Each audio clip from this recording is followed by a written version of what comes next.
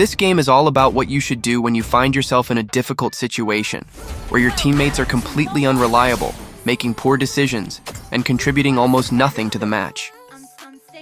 At the same time, the enemy team is decent and punishes every mistake. The game often feels lost. In such moments, the full burden falls on you to carry, outplay them, and turn the tide against the odds.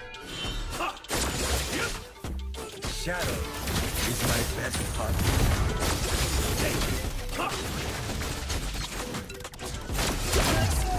Hayabusa is the kind of hero who becomes extremely dangerous once you learn to use his shadows effectively. In the early game, this alone can give you the ability to eliminate most of the squishy enemies with ease. The key here is patience. Instead of rushing to use your shadow as soon as you place it, you need to wait for the right moment. Place your shadow directly on the enemy, but don't teleport immediately. Stay calm and keep pressuring with your basic attacks along with your first skill to gradually chip away at their health. Once their HP is low enough and the kill is almost guaranteed, that's when you can finally use your placed shadow to close the gap and secure the kill without giving them a chance to escape. This is one of the best and most reliable ways to secure a kill before you even reach level 4. Yes guys, if you know how to use Hayabusa to his fullest potential, you don't have to wait until you unlock your ultimate. Even from as early as level 2 or 3, you can already start dominating the lane by applying this trick. By carefully placing your shadows and using them with patience, you can pressure the enemy continuously with your first skill and basic attacks. Once their HP is low enough, you can close in with your shadow and finish them off with ease.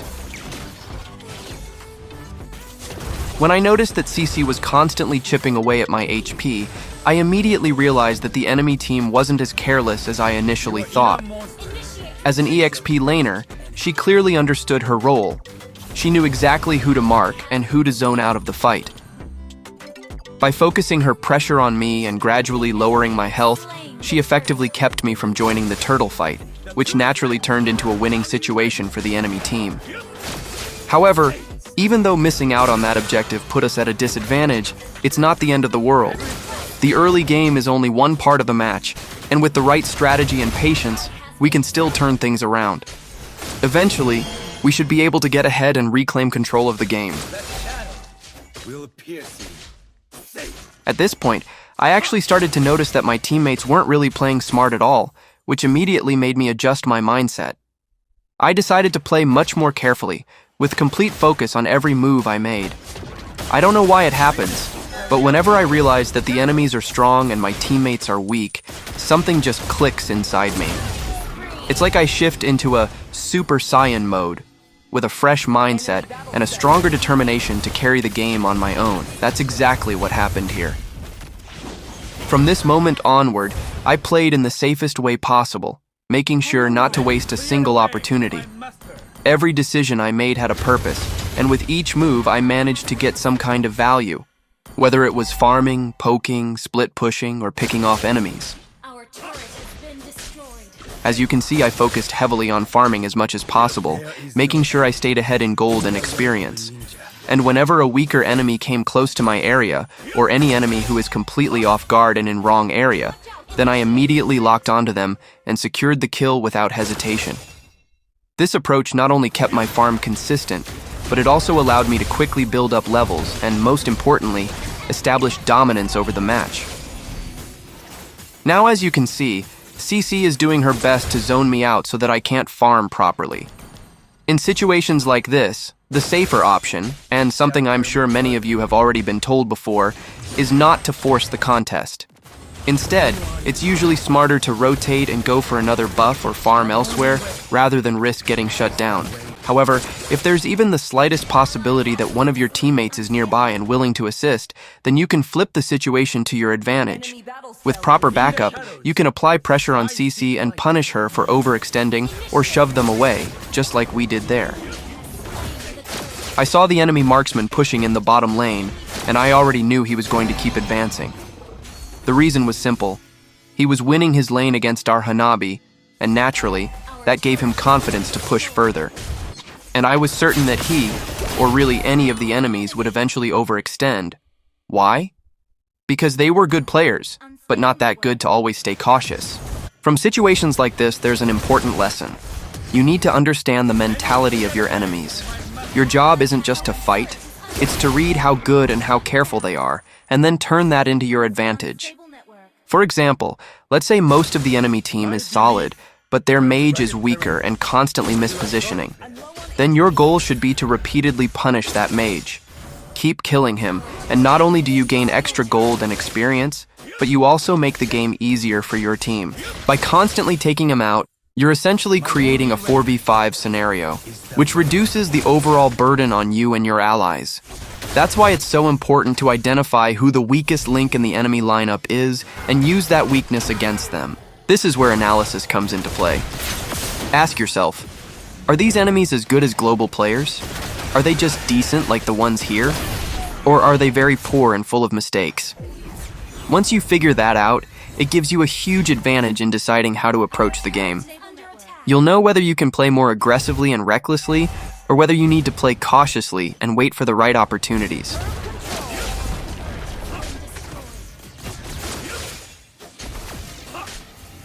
And if you're playing solo, it's just as important to analyze your teammates. Identify who your strongest teammate is and who the weakest one is. Avoid relying on the weak players, and instead, support or play alongside the stronger ones. That way, you maximize your chances of making an impact together. I know some idiots will say, this is basic knowledge. And yes, it is basic actually, but basics are what win games. Just because you already know this doesn't mean everyone else knows. So if you think it's too simple, congratulations, idiot. But don't you think that some players also need to hear and apply these basic concepts? Don't be the kind of person who says, I already know this, so this guide is garbage. Many of my viewers actually find these tips very helpful, and I always get tons of positive comments about it. If you already know or if it feels basic to you, then just move on and watch something else instead of constantly barking in the comments. I also agree, some of my viewers are way better than me with 500 to 800 stars, yet they still support me and consider these tips valuable. Meanwhile, some people reach just glory or immortal 100 stars and start barking. Learn the difference, and try to be humble like those players instead of acting that way.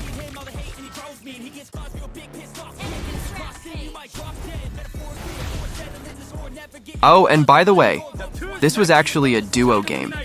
It was just me and my tank who were really holding everything together. From the early stages all the way to the late game, it honestly felt like we were the only ones doing the heavy lifting. Have you seen any other ninja?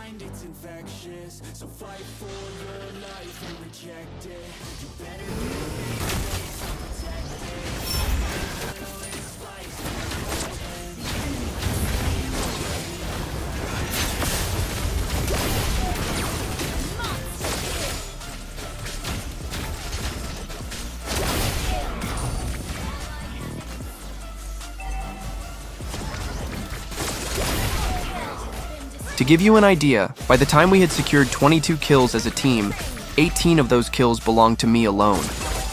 And by the end of the match, I finished with 23 kills, while the entire team together only managed 29. That clearly shows just how little impact my other random teammates had throughout the game. And at the same time, it also highlights how carefully and efficiently I played to keep us in the fight.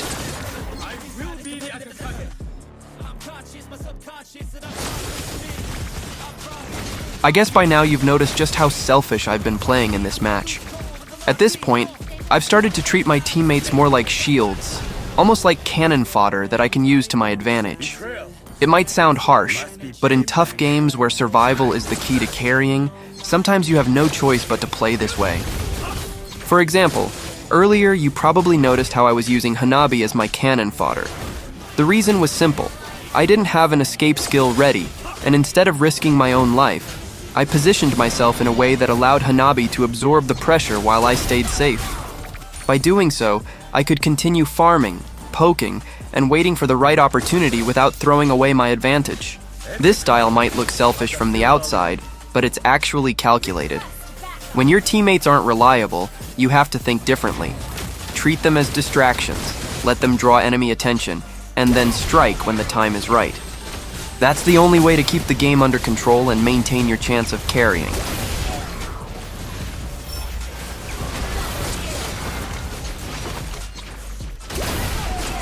This also might seem like a very basic thing, and I'm sure most of you are already aware of it. But even if it feels simple or obvious, it's still extremely important and something you absolutely have to follow every single time.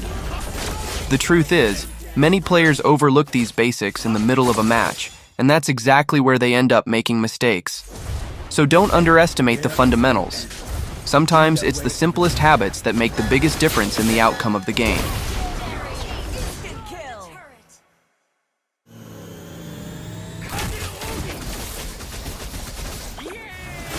Your innermost is your first.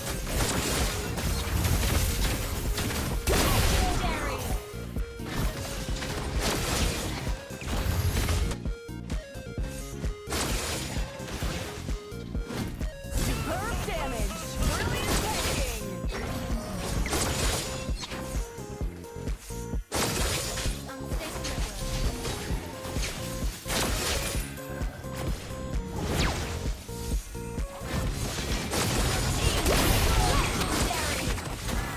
As you can see, it's important to know exactly whom to mark during a team fight.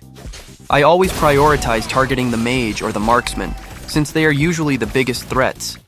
In fact, I often prioritize the mage even more than the marksman, because mages typically have all the stuns and crowd control abilities that can make the fight and the game much more difficult if left unchecked. By focusing on them first, you can greatly reduce the enemy's control over the fight and increase your team's chances of winning engagements.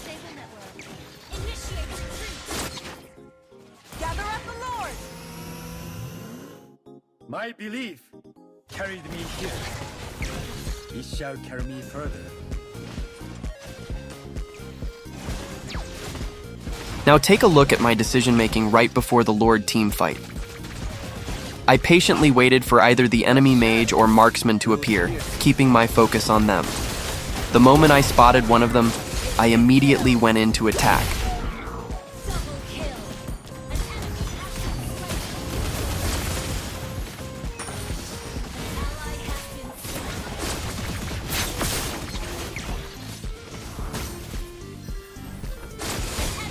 This strategy has multiple advantages. It can either secure a kill, force them to retreat from the team fight, or in some cases, they might even die outright. In every scenario, this approach gives us a clear advantage going into the fight and significantly increases our chances of coming out on top. Ult is ready. Your team destroyed.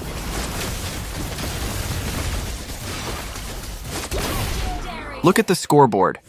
It was actually really hard, but because I choose right enemies to kill and played selfish, using my teammates to stay safe and make every move count. Always read enemies, and focus on opportunities to gain advantage. So this is the end. Like and subscribe. Video was recorded in very early season, so don't judge by the rank.